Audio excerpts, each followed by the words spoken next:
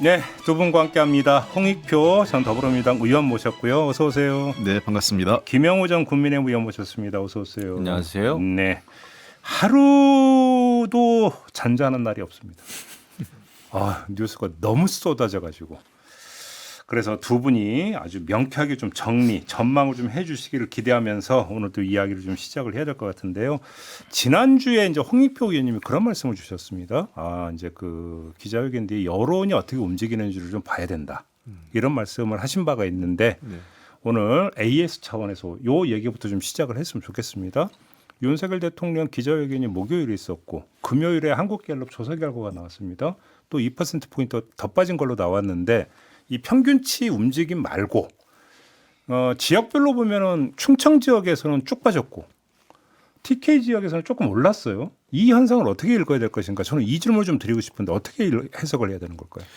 그때 이제 제가 세 가지 지적을 했지 않습니까? 하나는 그 전체 지지율이 뭐 1, 2% 움직이는 거는 오차율 범위이기 때문에 큰 의미가 없다. 다만 이제 한 3% 이상 움직이면 이거는 조금 이제 뭐 떨어지거나 올라가거나 했을 때 이거는 영향이 있을 텐데 전체 지지율은 뭐 한 2% 내려왔기 때문에 제가 보기에 뭐 오차 범위 내지만 어쨌든 내려간 거는 뭐 좋은 건 아니죠. 그다음에 두 번째 더 중요하게 봐야 될 것은 부정평가인데요. 네. 부정평가는 조금 더 올랐어요. 그런 측면에서 원래 부정평가가 좀 낮아져야 그 지지율이 반등할 수 있는 여지가 생기는 거거든요. 그렇죠. 그러니까 이제 순서가 그렇습니다. 부정평가가 좀 낮아지고 그 다음에 긍정이 올라가는데 부정평가가 계속 오르고 있다는 것은 앞으로도 지지율이 그 어떤 획기적으로 반등하기는 만만치 않을 것 같다 이런 판단이 하나 들고요. 예. 이제 긍정과 부정인데 결국은 충청과 수도권에서는 뭐 정체 내지는 빠졌단 말이에요. 그리고 이제 TK 지역 중심으로 해서 영남권에서 오른 거는 지난번에 얘기했지만 그러면 위기의식이 발휘된 거 아니냐. 그러니까 최소한 그러니까 지금 현재 윤석열 대통령과 여당의 그 핵심 지지 기반은 TK를 비롯한 영남권 아니겠습니까? 그러니까 영남권에서 최근에 그 지지율이 하락하는 거하고 정권 차원의 위기의식에서 위기감이 발동하면서 일단 TK 지역에서는 조금은 결집 현상이 나타난 것 같다. 이런 생각으로 보입니다. 중도층은 조금 더 멀어졌지만요. 그렇게 보시고 예. 김영우 의원님은 어떻게 분석을 하세요? 비슷한데요. 그러니까 보수는 뭉쳤고 그다음에 캐스팅 보트 역할을 주로 했던 충청권 그러니까 일반 민심이라고 볼 수도 있는데요. 거기서는 좀 떨어졌다 이렇게 생각을 해요. 그러니까 이제 그거죠. 지금 한동훈 국민의힘 대표도 지금 야당의 움직임을 볼 때 김건희 여사 특검법을 굉장히 강하게 밀어붙이고 있고 주말마다 정권 퇴진을 주장하는 그 집회를 하고 할 때 지금은 막아낼 때다라는 움직임인 것 같아요. 그래서 어떻게 보면은 조금 방향 선회처럼 느껴지는데 지금은 이제 우리가 단합할 때고 그 이재명 대표의 방탄 국회, 방탄 집회라는 얘기를 이제 하면서 굉장히 보수의 결집을 지금 주도하고 있습니다. 당 대표로서. 그리고 사석에서는 계속 내가 당 대표로 있는 한은 헌정 중단이나 대통령 탄핵은 없다라는 거를 여러 차례 밝힌단 말이에요. 그렇게 봤을 때는 보수의 결집을 지금 그 굉장히 그 이끌기 위한 노력이 있는 것 같아요. 그게 좀 반영된 것 같습니다. 그러니까 윤석열 대통령은 말할 것도 없고 한동훈 대표도 어떤 중도 확장이 아니라 현재는 보수 결집 쪽으로 방향을 잡았다. 이런 진단이신 거죠. 그렇죠. 지금 여기서 자칫 유난 갈등 내지는 차별화에 더 주안점을 두면은 이거 민주당의 야권의 정권 퇴진 운동에 힘을 실어주는 꼴이 되기 때문에 속도 조절에 들어간 것 같아요. 그래서 그런 게 좀 읽혀집니다. 그러면 진단을 해야 될 게 보수 결집 쪽으로 방향을 잡았으면 보수 결집은 어느 정도 이루어질 수 있느냐. 사실 이걸 좀 이제 재야 되는 거 아니겠습니까? 홍익표 의원님은 어떻게 지금까지 진단을 하십니까? 예, 이제 뭐 제가 먼저 말씀드리고 싶은 거는 이 중도를 가기 위해서도 자기 지지층 결집이 우선돼야 되는 건 맞습니다. 그러니까 집도기부터 잡고. 예, 그리고 나서 중도로 가야 되지. 중도부터 핵심 지지층이 흔들리는데 중도로 가기 쉽지가 않거든요. 그런 측면에서 한동훈 대표나 지금 윤석열 대통령이 서로 불만족스럽지만 일단은 갈등은 봉합하고 그 보수 결집 뭐 이런 쪽으로 자기 지지층 결집으로 방향선회를 한 것 같아요. 그 선에서 타협을 한 것 같습니다. 얼만큼 성과를 거둘 거냐 하는 문제인데요. 그 TK 결국은 이제 그 핵심 지지층인 대구 경북 지역의 여론이 가장 중요하다고 생각을 합니다. 지금 네. 최근에 제가 어제 보니까 한 여론조사 서문시장 여론조사 한 갔다 온 이제 기자들 르포도 있고 해서 좀 보곤 했는데 그쪽 지역의 민심이 되게 복잡한 것 같아요. 그러니까 제가 지난번 말씀드렸지만 박근혜 대통령과 이명박 대통령 이전까지는 우리 대통령이란 말을 대구 경북 지역에 있는 분들이 곧잘 쓰셨어요. 많이들 하셨죠. 제 그 지난번에도 했지만 제 고향이 그쪽이다 보니까 아는 분도 있고 뭐 명절 때도 내려가고 이렇게 네. 만나 뵙고 하면 얘기하시는 분들이 주로 우리 대통령 이런 얘기를 했는데 윤석열 대통령에 대해서는 그런 말을 쓰진 않으세요. 그러니까 이제 그 지역이 이제 일단 대구 경북 쪽이 아니다 보니까 더 그런 것 같고 일종의 영입된 케이스잖아요. 그쪽에서 계속 성장한 정치인이 아니라. 그러니까 속칭 옛날식 표현은 무조건 지지가 아니라 비판적 지지. 뭐 요즘 된다. 예. 뭐 이제 가족 관계를 얘기하면 일종의 대릴사위나 꼬운 대통령이에요 그런 예. 거예요. 그러니까 이제 이런 느낌이죠. 특히 그 대구 경북 지역을 기반으로 해서 정치로 성장한 사람이 아니라 고향이 원래 충청도시고 사실 대구 경북 지역하고 특별한 지역적 연고를 갖고 있지는 않으시잖아요. 그렇죠. 그러니까 그러다 보니까 약간 정서적 연결도는 떨어져요. 그러니까 저는 그 보수 결집이 어느 정도 이루어질 거냐 하면은 저는 아주 강하게 이루어지지 않을 거로 보입니다. 어느 정도는 이루어지는데 최대치까지는 못 갈 못 거다. 간다. 왜 그러냐면 정서적 공감대가 있지 않기 때문에 예. 위기감에 의한 그 결집 그리고 또 여러 가지 그동안 그 관성적이랄까 뭐 지속적으로 정부 여당 그러니까 현재 국민의힘에 대한 지지를 해왔던 분들이기 때문에 그런 정도의 지지는 보내지만 지지의 강도는 과거 박근혜 대통령이나 이명박 대통령에 비해서는 조금은 낮을 거다. 그래서 사안별로 약간 흔들흔들할 가능성은 있다고 봅니다. 근데 이제 그 교본에 따르면 그 우리의 결속을 끌어내는 가장 기본적인 방법이 공적을 설정하는 것이다. 이게 이제 교본에 해당이 되는 거잖아요. 그러니까 지금 국민의힘에서 이재명 대표의 선고만 손꼽아 기다리고 있는 것도 그 차원으로 이해할 수 있는 거 아니겠습니까? 그렇죠. 지금 저는 그 한동훈 대표가 지금 일단 갈등을 봉합하고 그 수습 모드로 간 것도 내일 모레 있는 이재명 대표 선고 그다음에 이 월말이죠. 28일이죠. 네. 또 있는 선고가 있기 때문에 그 선고를 결과를 그러니까 그 재판 결과를 보고 판단해야 된다. 지금 다른 갈등이 생기면 그 그렇죠. 재판 결과가 묻힐 것 같다 생각하니까 그렇죠. 좀 더 이 내부 갈등 문제는 부차적인 걸로 돌리자 이런 것 판단도 작용했다고 생각합니다. 그러니까 바로 이제 그렇게 선고라는 계기성을 통해서 공적을 부각시키면 보수층 결집 효과가 더 있을까요? 김영우 의원님 어떻게 내다보십니까? 그거는 의도하든 의도하지 않든 예. 그런 효과는 나오게 돼 있죠. 나오게 돼 있다. 그러니까 제가 볼 때 한동훈 대표가 한편으로 좀 대단하다는 생각이 드는 게 그 대통령의 그 대국민 담화 기자회견 상당히 미흡한 면이 있으나 결국은 해낸 겁니다. 한동훈 대표 입장에서는 대통령이 고개를 숙였고 여러 가지 변명도 많고 설명이 좀 구차한 측면도 있었지만은 네. 결국은 한동훈 대표 의도대로 김건희 여사 해외 순방도 다 취소를 했고 그래요. 그러니까 전체적으로 봤을 때는 한동훈 대표가 의도한 대로 가고는 있습니다. 이 상황에서 더 센 차별화보다는 네. 이재명 대표의 그 1심 선고를 일단은 거치는 게 기다리는 게 아마 전략적으로는 필요할 거예요. 그리고 이재명 대표의 뭐 1심 선고를 통해서 국민의힘이 큰 이득을 보겠다라는 그런 거보다는 어쩔 수 없이 이재명 대표의 1심 선고는 정치권의 큰 태풍으로 작용은 할 거거든요. 민주당 내부에서도 상당히 좀 혼란스러움이 시작은 될 겁니다. 그래서 그 전체적인 걸 보면서 이제는 아마 민생을 이야기할 가능성이 커요. 이재명 1심 선고 난 다음에는 국민의힘도 그렇고 당에서 해야 될 그런 민생 챙기기는 뭐가 있겠느냐. 더더군다나 이제 정기국회에서 법안과 예산 가지고 그래서 오히려 그런 쪽으로 큰 가닥을 잡고 그다음에 한동훈 대표가 지금 보니까 이 사람들 엄청 열심히 만나고 있고 아 그래요? 예. 그래서 생각보다 굉장히 이제 정치를 정말 본격적으로 한다. 이런 생각이 듭니다. 웬만한 또 이런 그 상가집도 가서 많이 인사도 다니고 그러는 것 같아요. 스킨십을 많이 늘렸습니다. 예. 제가 볼 때는 그래요. 그래서 일단은 유난 갈등에서 빚어지는 뭐라 그럴까요? 우리 당의 지지층들의 어떤 그 불안감이 있었는데 이걸 조금 해소하면서 방향 전환을 이제 하는 것 같습니다. 근데 홍익표 의원님이 보시기에 만약에 이재명 선고 효과를 누린다 하더라도 보수층 결집 효과는 제한적이라고 보십니까? 어떻게 보십니까? 그렇죠. 제한적이죠. 그래요? 왜냐하면 예. 그 상대가 잘못해서 얻는 반사 이익은 효과는 뭐 이 당장은 효과가 있을지 몰라도 지속적이지 않아요. 그러니까 본인이 잘해서 얻는 점수여야 네. 되는 거지. 예.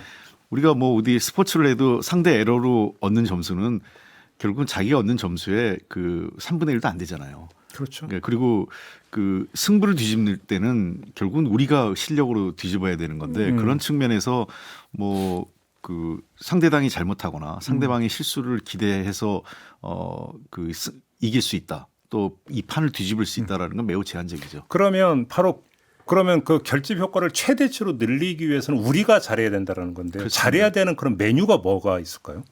우선은 제가 보기에 이제 그 정치 지지율이 그 대통령 지지율을 보면 구조적 요인과 상황적 요인이 있어요. 상황적 요인이라는 거는 뭐 예를 들면 이러이러한 스캔들이나 게이트 네네네네네. 이런 것들은 그때그때 터져요. 네. 정권을 하다 보면 계속 그런 일이 반복됩니다. 그렇죠. 그런 일 어떻게 할 거냐 하는 건 상황적 요인이고 보다 구조적인 요인은 결국은 국정을 운영하는 기조, 태도의 문제, 그 운영자들의 대통령을 포함한. 네. 그다음에 두 번째는 핵심적인 건 역시 경제와 민생에 대한 실적이에요. 역시 먹고 사는 이집니다. 예, 예. 그러니까 저는 이번에 그 미국에서 해리스 대통령 부통령 후보가 결국은 트럼프 후보에게 패배한 가장 큰 이유는 경제 민생에 대한 그 국민적 심판이었다고 생각을 해요. 네네. 그렇게 반 트럼프 정서가 강했음에도 불구하고. 그러니까 지금 현재에서 윤석열 대통령이 잘 해야 되는 거는 국정기조 전환을 인사쇄신을 통해서 보여줘야 돼요. 첫 번째가. 그리고 예. 근데 제가 하나 에피소드 얘기하면 대통령실 참 제가 보기에 한심하다는 생각이 또 드는 게 예. 그 트럼프 대통령하고 잘 하기 위해서 대통령이 골프 배운다는 얘기를 저는 이제 그런 얘기가 나오는 게 대통령실에서 나오는 게 좀 한심해 보여요. 근데 또 뭐 지금 보도에 따르면 그 전부터 골프 쳤다는 또 보도도 있잖아요. 예. 그러니까 저는 대통령실에서 그런 얘기들은 안 해야 되는 겁니다. 그냥 언론들이 알아서 쓰는 거지. 네. 그냥 뭐 그 외교 트럼프 정부 출범하고 있는데 그거에 대비해서 첫 번째 대통령실의 준비가 골프다. 이거는 좀 제가 보기에는 아니 그러니까 뭐 내기 골프 칠 것도 아니잖아요. 예. 그래서 이런 거예요. 그러니까 그 대통령이 사람을 쓸 때 어느 대통령 고민하는 게 두 가지입니다. 충성심과 능력. 그렇죠. 예. 근데 이제 그 윤석열 대통령한테는 충성심의 방점을 기존에 뒀다면 능력의 방점을 둘 필요가 있다. 그러니까 이런 얘기를 해요. 보수에도 A급 인사들이 많은데 왜 이 정부에서는 B급, C급만 쓰느냐 이런 얘기들 참 많이 났습니다. 보수에 계신 분들이 하는 얘기예요. 네. 그래서 좀 능력이 있는 사람을 쓰는 게 첫 번째 중요하고 네. 그리고 두 번째는 역시 그 성과를 보여야 되는데요. 의정 갈등 연내 마무리하지 않으면 저는 그 큰일이네. 국민적으로도 큰일이고 윤석열 정부도 돌이킬 수 없는 상황으로 갈 겁니다. 그렇게 보세요? 예, 그래서 윤석열 정부는 물론 이거는 야당 책임도 없다고 할 수는 없겠죠. 왜냐하면 공동의 정치권이 함께해야 되는 건데 제1의 책임은 정부에 있는 거죠, 대통령과. 네. 그렇기 때문에 의정 갈등이 첫 번째 그 연내 해결을 목표로 해야 되는 거고요. 예. 그리고 두 번째는 민생 문제에 대해서 뭔가 획기적인 그 대책이 하나 나와야 돼. 지금 국민들 입장에서 늘 경제는 어렵고 삶이 어렵고 여러 가지 위기가 오는데 문제는 정부가 아무것도 하지 않고 있다는 느낌이에요. 네. 그러니까 어떤 대책이라도 내놓고 정부가 노력하는 모습을 보여줘야 되는데 그러지 못하고 있다는 것이 현재 시장의 바닥에서의 그 민심이기 때문에 저는 윤석열 정부가 인적쇄신 문제, 의정 대란 문제, 그다음에 그 경제 그 민생과 관련된 어떤 그 핵심적 대책 이거 세 가지 정도는 반드시 연말 안에 뭔가를 보여줘야 된다 생각합니다. 그래요? 김영호 의원님 진단 어떻습니까? 뭐 저도 생각이 같습니다. 지난번에 대국민 담화를 하셨고 그다음에 이제 한 번에 그냥 한 방에 인적쇄신을 할 수는 없지만 제가 볼 때는 그 민생의 역점을 두고 있고 국민을 위해서 또 여태까지 해왔던 그 어떤 국정 기조에 분명히 잘못이 있었다라는 걸 보여주기 위해서는 인적쇄신이 필요한 거죠. 그리고 여태까지 정말 그 계속 자리를 유지해 왔던 그 국무위원들 그 책임을 졌어야 함에도 불구하고 이런 부분부터 인적쇄신을 해야 된다고 보고 그다음에 일단 뭔가를 하기 위해서는 국민들 마음을 달래는 게 중요해요. 그러니까 제가 처음 초선이 되니까 그 다선 의원님들 그때 뭐 4선, 5선, 6선 하는 분들이 그런 얘기를 하더라고요. 정치가 뭔가 이런 거에 대해서 이제 정말 저녁 자리에서 이렇게 얘기할 때 보면 야, 정치는 그 유권자들, 지역 주민, 국민들을 기분 좋게 하는 게 첫 번째야. 공약 이거는 해야 되는 거지만은 기분을 좋게 하는 거야. 네. 절대 식당에 들어갈 때도 늘 유권자 먼저 앞세우고 나중에 따라가고 그다음에 유권자 걸어오면은 절대 걸어가서 인사하지 말고 뛰어가서 인사하고 그렇게 해야 되는 거야. 근데 그게 맞는 것 같더라고요. 근데 지금 국민들이 굉장히 민생이 힘들고 경제가 힘든데도 부정평가의 1위 이유가 김건희 여사 문제란 말이에요. 그러니까 일단 뭐 그런 부분이 해소가 되려면 뭔가 이제 쇄신을 해야 되고 인적 쇄신도 해야 되고 그다음에 대외 활동 정말 중단해야 되고 그게 맞는 거죠. 그러면 우리 하나하나 좀 정밀 점검을 그러니까 인적 쇄신부터 얘기를 하면 조금 전에 장동혁 최고위원하고도 인터뷰를 했는데 쇄신 효과를 극대화하기 위해서는 사실 총리를 뭔가 그 교체할 수 있느냐면 되게 관건이잖아요. 네. 근데 총리 교체가 말처럼 그렇게 쉬운 카드가 아니잖아요. 임명 동의 절차도 있고 너무 어렵죠. 오히려 이게 쇄신을 하려고 했는데 오히려 이게 불씨가 될 수도 있는 거 아닙니까? 그렇죠. 그러니까 이제 총리 카드는 사실은 이제 내각 전면 쇄신이죠. 그러니까 총리를 바꾼다는 게 그렇죠. 그러니까 부분 개각이 아니라 그렇죠. 아마 총리를 포함해서 절반 이상을 바꾸는 그러니까 대폭 개각으로 가는 건데 우려가 되는 거는 지금 아까 저도 오면서 장동혁 그 저 최고위원이랑 하는 얘기를 잠깐 들었는데 네. 우선 거론되는 인물의 대부분들은 일제 돌려막기 인상. 쇄신 이미지는 없죠. 쇄신, 그러니까 이게 돌려막기 인사가 제일 나빠요. 그러니까 이제 그나물의 그 밥, 뭐 이제 이렇게 이제 그렇게 되면 국민들 입장에서는 쇄신한다고 했지만 더 나쁘죠. 하나도 쇄신했다고 생각하지 않기 때문에 그래서 제가 대통령이 그 최소한 총리 카드를 포함해서 핵심 부처의 장관급 인사는 조금 더 그 생각하지 못한 그리고 이 결국은 이제 국회에서 민주당이 동의를 얻어야 될 문제가 있지 않습니까? 그렇죠, 그렇죠. 그러려면 제가 보기에는 대통령이 최소한 그 아까 충성심보다는 능력으로 제가 이제 그 하나 제가 원내대표 할 때 사례를 들게요. 대법원장에 있어서 앞서 이제 대법원장 한 명은 저희가 그 부결시켰지 않습니까? 네. 그리고 이제 조희대 대법원장이 됐는데 네. 제가 그냥 뭐 원내대표 되고 나서 그냥 한 게 아니라 법조계 이런저런 지인들을 만났어요. 아는 분들하고 상의도 하고 그 또 우리 그 원내대표들이 단대에서 그 여론도 수렴하고 사법부 쪽의 의견을 좀 수렴해 보라고 평판 조회를 좀 하셨군요. 평판 조회를 했죠. 근데 사법부에 있는 사람들에서 평판이 안 좋았어요. 그러니까 그냥 차라리 빨리 결정해 달라. 끌지 말고 부결이든 뭐든 빨리 결정해 달라. 이런 그 요청을 한 거니까 뭐 제가 진보적인 입장이 아니라 그 약간 보수적이거나 중도적인 분들까지 의견을 좀 들었었는데 그에 반해서 조희대 대법원장 후보에 대해서는 보수냐 진보냐에 대해서 그거에 대한 것은 엇갈렸지만 사람 자체에 대한 평판은 괜찮았어요. 그러니까 저희가 부결시키기 어려운 거죠. 네네. 야당 입장에서. 네네. 그래서 야당이 부결할 거다. 부결할 빌미를 줄 수 없는 사람을 만드는 게 제시하는 게 중요합니다. 근데 그러면 윤석열 대통령 그런 풀이 있을까요? 뭐 찾아보면 뭐 없지는 않을 겁니다. 근데 예. 저는 그 총리를 교체하든 아니면 뭐 행안부 장관을 교체하든 저는 그 대통령의 마음이라고 봐요. 예를 들면 저런 식으로 하면 어떨까 싶어요. 예를 들면 지금 뭐 경제가 너무 어렵고 예. 근데 지금 또 이 연말에 총리 교체한다는 거 저는 말처럼 쉽진 않다고 봅니다. 그렇죠. 또 미국에 뭐 트럼프 또 대통령 들어가지고 우리나라 경제 지표만 지금 별로 안 좋은 걸로 막 나오더라고요. 오늘 아침에도. 그러면 그 또 경제에 대해서 나름대로 일가견이 있는 총리이기 때문에 지금 총리 교체는 실질적으로 좀 어렵습니다. 현실적으로 그렇게 청문회. 그렇게 보세요. 하지만 예를 들면 무슨 뭐 행안부 장관이 됐든 뭐가 됐든 네. 미리 교체를 했어야 되는데 너무 국민 여러분 죄송합니다. 지금이라도 이렇게 합니다. 이러이러해서 정말 양해 말씀 부탁드립니다. 네. 그리고 지금 국제 질서나 국제 경제나 남북 관계나 이러이러한 것 때문에 이런 장관들은 지금 당장 해야 될 일이 있습니다.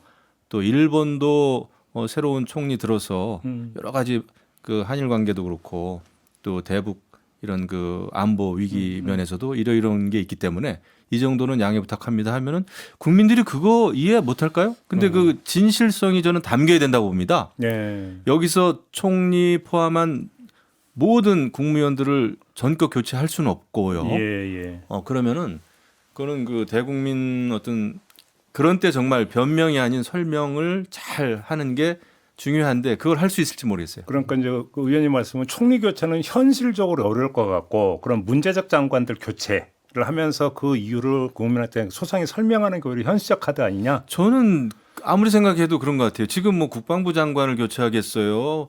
뭐 누구를 하겠어요. 하지만 잘못된 뭐 예를 들면은 뭐 이상민 행안부 장관, 예, 그다음에 보건복지부, 예, 혹은 뭐 예, 김문수 노동부 장관 그런 식으로 이렇게 해서 저는 그 설명을 잘하면 그게 소통 아닐까요? 의원님이 입각하시는 거 어떻게 생각해요? 아 저는 그럴 일이 뭐 전혀 없기 때문에. 왜 전혀 없다고 그렇게 단정을 하세요? 저는 단정할 수밖에 없죠. 그러니까 이제 김용원 같은 사람을 써야 쇄신이 그러니까 되는데. 제 말이에요. 그래야 쇄신인데. 그러니까 이제 충성심보다는 능력을 갖고 해야 되는 건데 네. 저는 이제 그 조금 더 하나 덧붙이면 뭐 그 상식적인 수준에서 하면 이제 김용원님 말씀이 맞을 수도 있는데 네.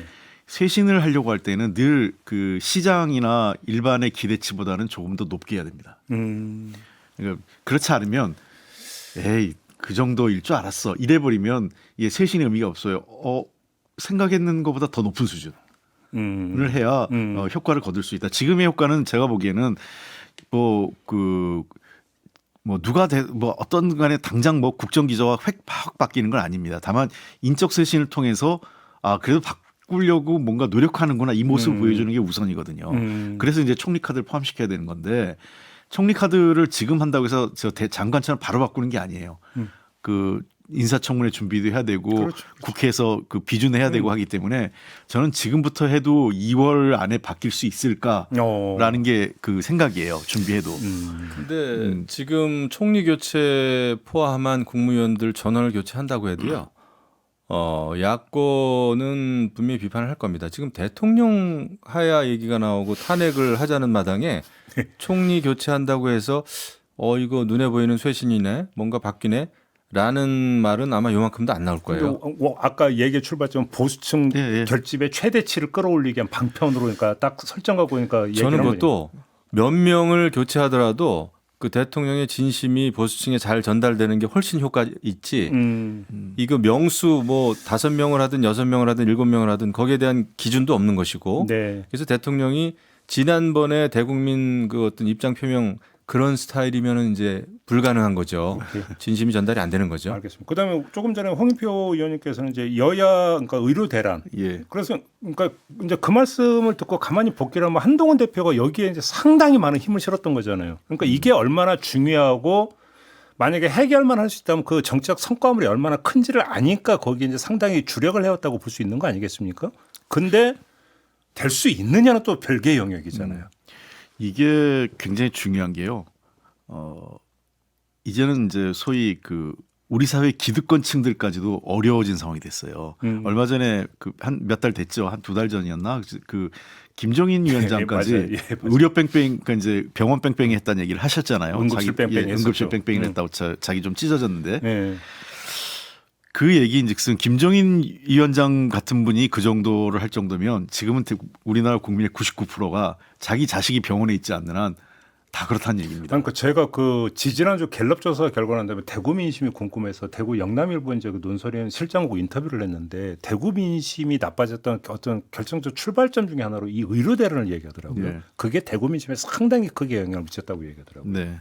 그래서 왜냐하면 이제는 그 우리 사회에서 소위 잘 나가는 사람들까지도 불편해진 거예요. 그러니까. 예. 그런 측면에서 그리고 또 그 일반 국민들은 불안감이 증폭됩니다. 그 실제 본인이 그 아파서 경험한 사람들도 계시지만 그렇지 않은 분들도 우리가 추석 때 뭐라 그러냐 음식 조심하라 그랬어요. 그런 말이 날 정도로 식중독 걸리면 병원 갈 데도 없고 큰일 난다. 그때 개혁신당 이주영 의원이 방송 나와서 이거 하지 말고 저거 하지 말고 그때 화제 엄청 됐잖아요. 예. 그때. 그래서 그런 얘기들을 들을 때마다 아니 뭐 대단한 사람들도 응급실 뺑뺑이를 하고 병원 못 가고 치료 못 받은 그런 기사들이 계속 나오는데 나 같은 평범한 사람은 정말 이거 큰일 나는 거 아니야? 이런 불안감이 광범위하게 퍼져 있어요. 그러니까요. 그래서 이 문제에 대해서 결국은 아까 김영원 말씀하신 것처럼 국민을 즐겁게 하고 하는 건 편하게 한다는 거 아니겠어요? 국민 민심이 불안해지면 국민이 막연하게 불안해지는 그러니까 불안한 게 뭐겠어요? 아픈데 치료 못 받아. 내가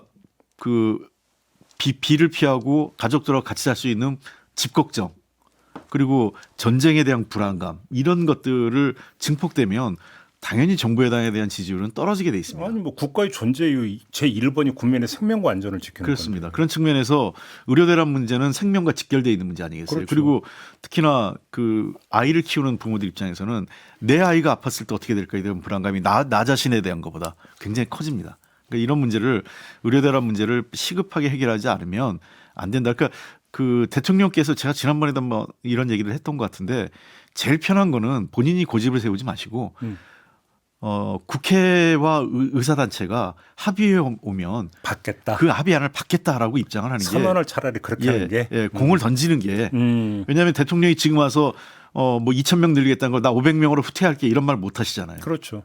나는 이러이러해서 2,000명이 필요하다고 보는데 그럼에도 불구하고 국민이 불안하고 현장에서 어려움이 가중되고 의사단체나 정치권의 입장이 있기 때문에 여야가 의사단체하고 합의해서 합의안을 갖고 오면 내가 그 안을 바탕으로 가능한 범위 내에서 수용하겠다 이렇게 판단하는 게 선언해버리는 게 제일 좋습니다. 근데 오히려 윤석열 대통령은 연내 4대 개혁 성과내라고 막 지금 다그치고 있는 상황인데 이게 되겠어요? 그러니까 이게 문제는.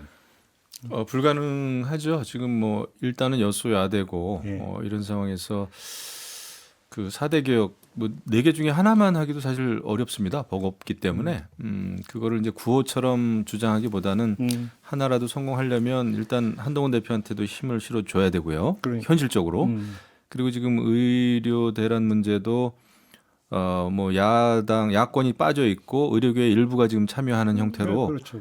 이제 시작은 됐는데 거기서라도 내후년 의대 정원 문제부터 조정에 들어가고 현실적으로 그렇게 해서 성과를 저는 내는 게 필요하다고 보죠. 근데 요거 짧게만 두 분 견해를 짧게만 여쭙고 넘어가겠는데 지금 전공이나 이런 쪽에서 요구하는 것은 이 문제 풀려면 내년 중반분부터 없던 일로 해라라는 거잖아요.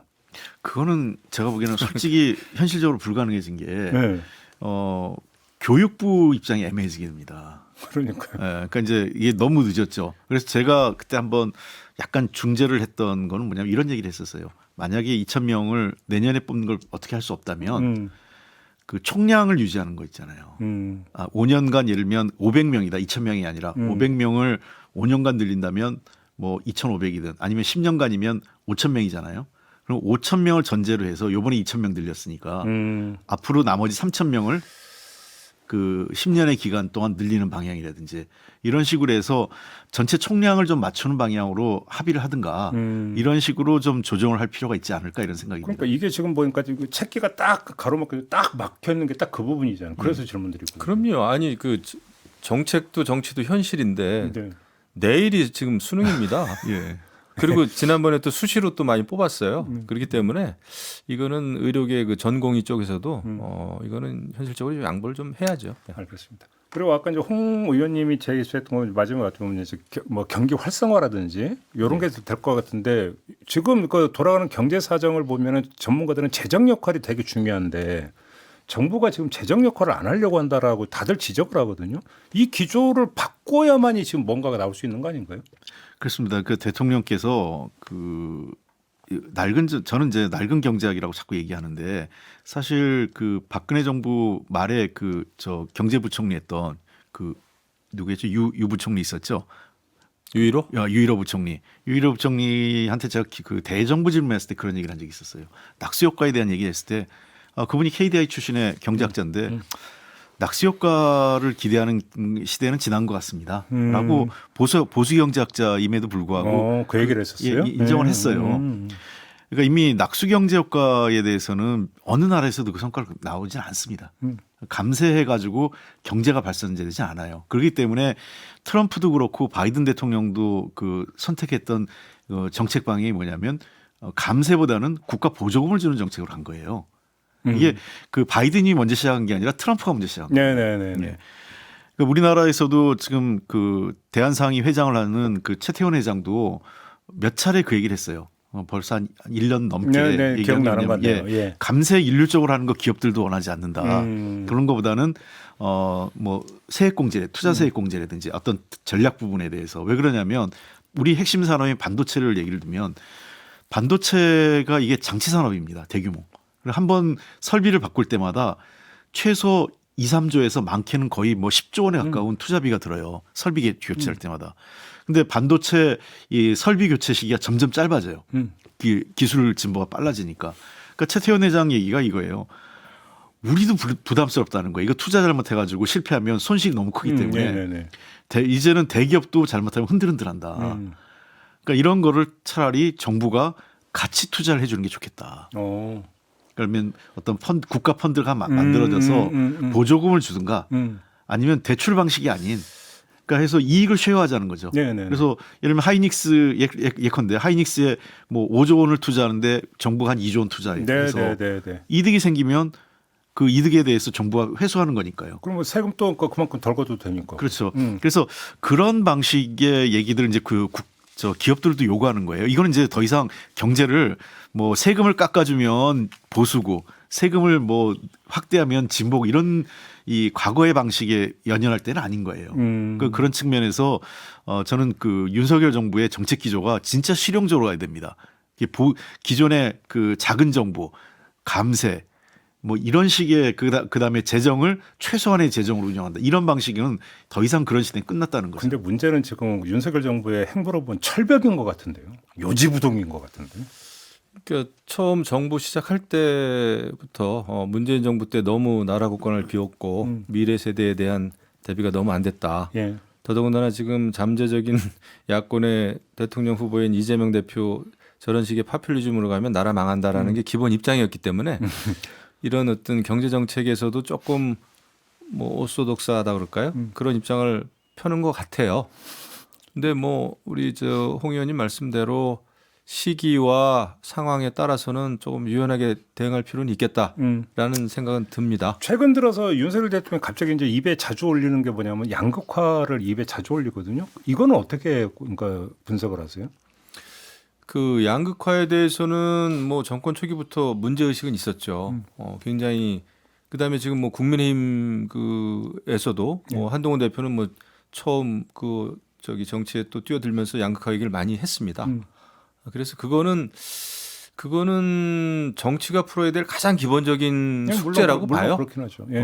그래서 그런 거는 어떤 그 경제적인 또 사회적인 약자에 대한 이런 양극화 문제 푸는 거는 그 기조는 뭐 저는 너무 당연하다 생각을 해요. 그래요. 네. 그 사실은 이제 복지 정책이 원래는 이게 사회주의 정책이 아니라 그 유럽에서 공산주의 확산을 막기 위한 뭐 비스마르크가 사회보험 도입하고 했던 게 다 그런 보수의 거예요. 정책이었던 거죠. 영국에서도 그랬고요. 그렇죠. 저는 이제 윤석열 대통령이 양극화, 이 불평등 이 문제를 전면으로 내세운다면 상당한 효과는 있을 거로 봅니다. 그래요? 네, 왜 그러냐면 보수의 가치하고도 이게 위배되는 게 아니에요. 따뜻한 보수거든요. 그렇죠. 다만 양극화와 불평등을 해소하는 방식이 뭐냐에 대해서는 여전히 진보와 보수의 차이는 있을 겁니다. 그렇죠. 예, 그러니까 방식의 차이는 있지만 목표를 설정한다면 저는 그건 나름대로 의미가 있을 거다 생각을 하고 실제로 저는 민주당도 이 문제에 대해서 좀 더 치열하게 대안을 내세우고 관심을 가져야 돼요. 네. 그러니까 미국의 해리스 부통령이 결국은 실패한 이유는 바이든 정부가 미국의 불평등과 양극화를 해소하지 못한 겁니다. 그렇죠. 예. 예. 인플레이션이 미국에서 굉장히 심했는데 인플레이션은 결국은 사회적 약자한테 훨씬 더 충격이 큰 거거든요. 그런 측면에서 지금 우리 사회도 미국의 영향 때문에 그동안 금리도 많이 올랐고 물가가 지금 시장 물가 굉장히 오르거든요. 그렇죠. 이런 상황에서 불평등과 양극화 문제에서 놓고 저는 민주당과 국민의힘이 경쟁을 했으면 좋겠어요. 정말 그게 민생을 위한 경쟁이죠. 제가 보더라도 지금은 사실 우리가 너무 정치 과잉인데요. 막 뭐 무슨 녹취록이다 뭐다 또 이재명 대표 1심 선고다 또 김건희 여사 의혹이다. 근데 내년쯤 되면 지금 이제 경제가 어려워지고 내년 보면은 정말 어려워진다 이런 얘기가 있는데 그러면은 이제 그 경제 문제가 또 민생 문제를 잘 풀 수 있는 네. 그런 어떤 지도자를 기다리게 될 수도 있겠다. 그렇죠. 아 그런 생각이 좀 들어요. 그러니까 지금 뭐 두 분의 말씀을 그러니까 좀 추상화해서 정리를 하자면 보수 지지층 어찌 보면 보수 지지층과 한정되는 것도 아니죠. 국민 전체에게도 그러니까 적용이 될 수 있을 것 같은데 뭔가 좀 바뀔 수 있겠다는 기대 심리를 좀 자극을 해줘야 되는데 예. 이게 지금 없다. 이 지적으로 좀 그러니까 정리가 좀 될 수도 있을 것 같아요. 네. 그렇죠. 그렇죠. 예. 네, 알겠습니다. 오늘 이야기는 좀 이렇게 마무리하고 두 분하고 인사 나누겠습니다. 수고하셨고요. 저도 함께 물러가겠습니다. 고맙습니다. 네, 고맙습니다. 감사합니다.